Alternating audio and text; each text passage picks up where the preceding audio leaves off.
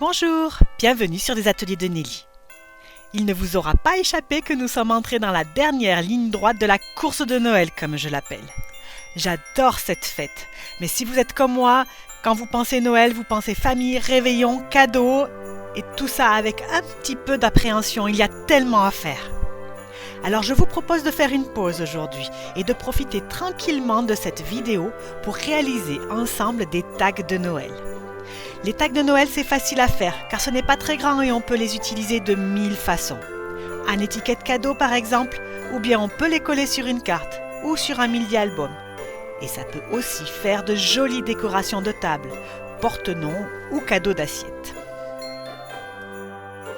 Et les tags que je vous propose aujourd'hui ont un tout petit plus. Ce sont des tags à secouer. Quand on les manipule, il y a de petits flocons de neige qui se secouent à l'intérieur. C'est trop mimi. Des petits tags, nous allons en faire un ensemble, celui que vous venez de voir là à l'écran. Mais je vais vous donner plein d'astuces pour en faire plein d'autres sur le même principe.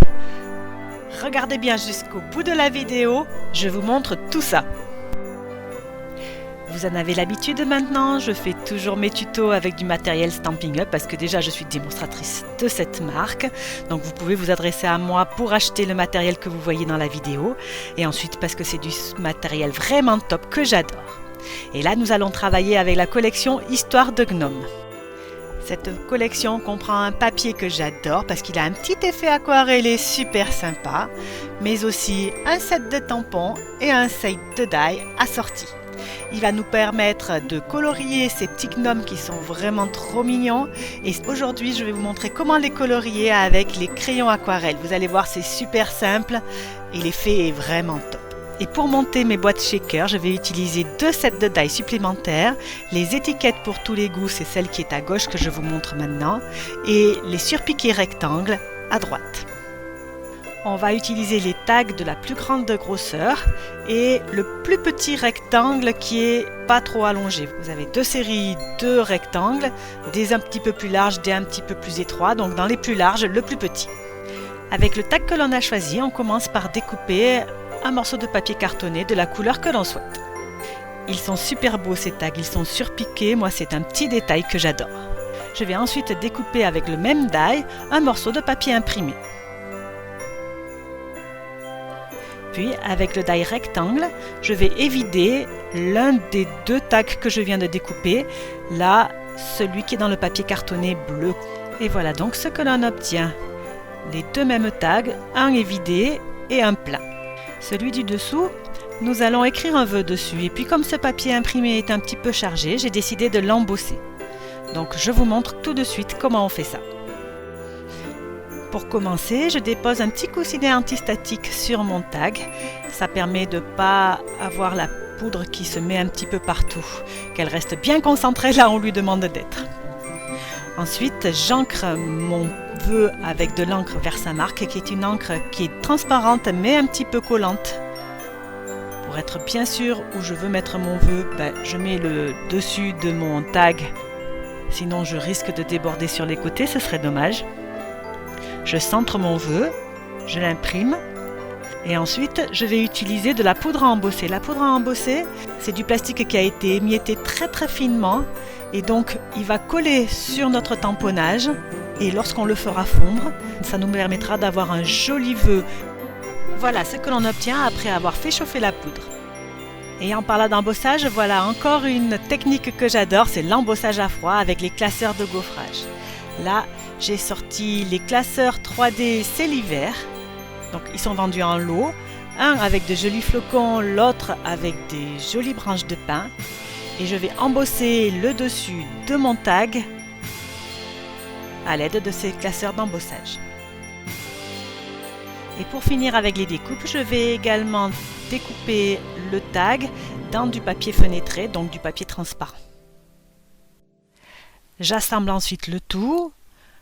Je colle le papier fenêtré sur le tag évidé. Puis, je vais mettre de la mousse 3D tout autour avant de le coller sur la base. Ces rubans de mousse 3D, ils sont vraiment top pour monter des objets à secouer. Elles sont pas trop larges, assez haut et vraiment ça facilite l'utilisation. Comme vous peut-être, il m'est déjà arrivé d'utiliser de la mousse 3D qui n'était pas assez haute, qui était en rouleau, donc je devais la découper en lanières à peu près égales pour pouvoir en mettre des bandes les unes au-dessus des autres. Vraiment, c'est un travail minutieux, ça met pas mal de colle sur nos ciseaux, on n'est pas très content. Et utiliser ce matériel qui est vraiment top facilite vraiment la vie. Avant de coller la base sur notre bouse 3D, bien sûr, je mets des petits sequins dans ma boîte à secouer. Il s'agit là des sequins éclats d'arc-en-ciel. Ils conviennent parfaitement à mon projet puisqu'on peut vraiment penser que c'est de la neige. Ils sont iridescents, blancs, transparents, magnifiques. Et une ou deux pincées suffisent. Allez, je referme et voilà la gaffe de cette vidéo. En ce moment, je vous en fais une à toutes les vidéos. Je le colle à l'envers. Alors, si ça n'a pas beaucoup d'importance sur l'endroit puisque les flocons n'ont pas de sens, sur l'arrière, c'est un petit peu dommage. Donc, je vais redécouper dans un papier cartonné coloré la forme du tag et je vais le coller à l'arrière. Passons maintenant à la colorisation de nos petits personnages. J'affectionne beaucoup l'aquarelle dans mes réalisations et utiliser des crayons aquarellables est la façon la plus simple que je connaisse pour avoir cet effet doux et fondu sur mes réalisations. Je commence par appliquer le crayon sur les zones que je veux les plus foncées. Puis, je vais étaler la couleur avec un pinceau à réservoir d'eau. Alors, un pinceau à réservoir d'eau, c'est très simple, ça évite d'en mettre partout, mais on peut très bien faire aussi avec un pinceau que l'on trempe dans un gobelet d'eau. Et puis ces crayons aquarelles, on peut les utiliser de multiples façons. Restez bien avec moi et à la fin de la vidéo, je vous montrerai comment faire carrément tout un fond avec les crayons aquarelles. Stampin' Up en vend de l'eau et c'est vrai que du coup, vous pouvez avoir pas mal de couleurs et c'est vraiment très très sympa. Et je vous donne une petite astuce.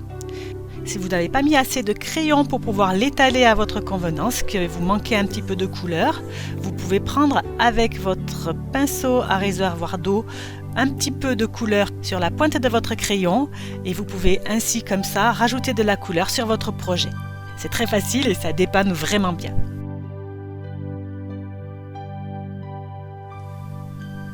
En tout cas, n'oubliez pas entre deux couleurs de bien nettoyer la pointe de votre pinceau. Et tout ira très très bien. Vous le savez, moi la colorisation, je fais ça le soir quand je suis fatiguée, quand je rentre du boulot. J'aime vraiment beaucoup, ça m'apaise.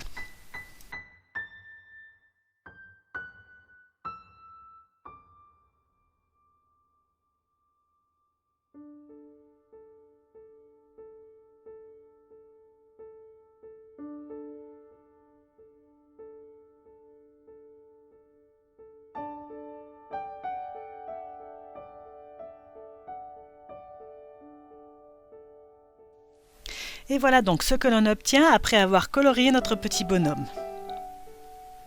Il est mimi, non? Ils sont jamais très souriants ces gnomes, mais ils sont fort sympathiques. Il ne nous manquera plus qu'à le découper avec les dies qui sont assortis à la collection et à le coller sur le devant de notre tag. Mais est-ce que vous avez vu que juste avec un petit coup de crayon aquarellable, je peux rendre les parties embossées encore plus visibles? C'est ce que je suis en train de faire là maintenant. Je passe juste mon crayon sur les parties les plus en relief et ensuite je les atténue tout doucement avec mon pinceau à réservoir d'eau.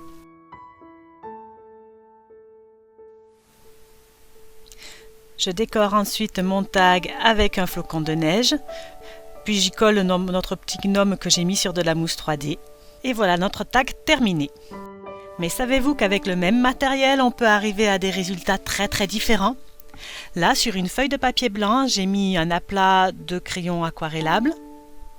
Je vais ensuite l'étaler avec mon pinceau à réservoir d'eau et je vais découper mon tag, la partie évidée du tag, dans cette feuille.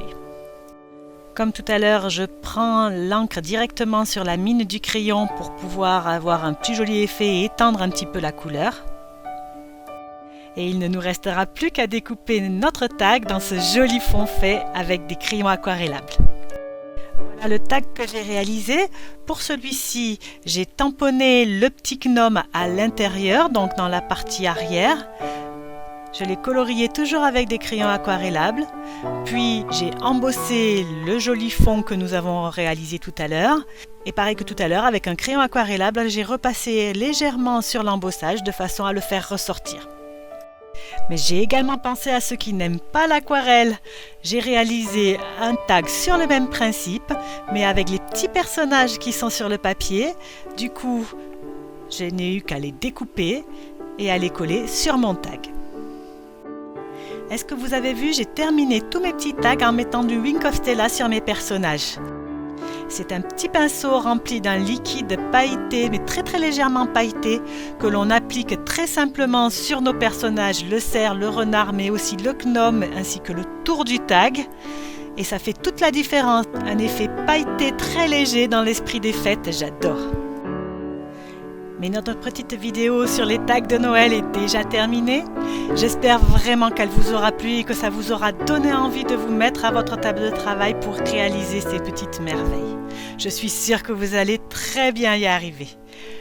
Et si elle vous a plu, vraiment n'hésitez pas à liker, à partager, à commenter et à vous abonner. Vous savez que je suis toujours ravie que vous fassiez tout ça. Je vous retrouve la semaine prochaine pour un nouveau tuto scrap ou carterie. Et en attendant, surtout ne stressez pas trop avant les fêtes de Noël, mais profitez. Au revoir!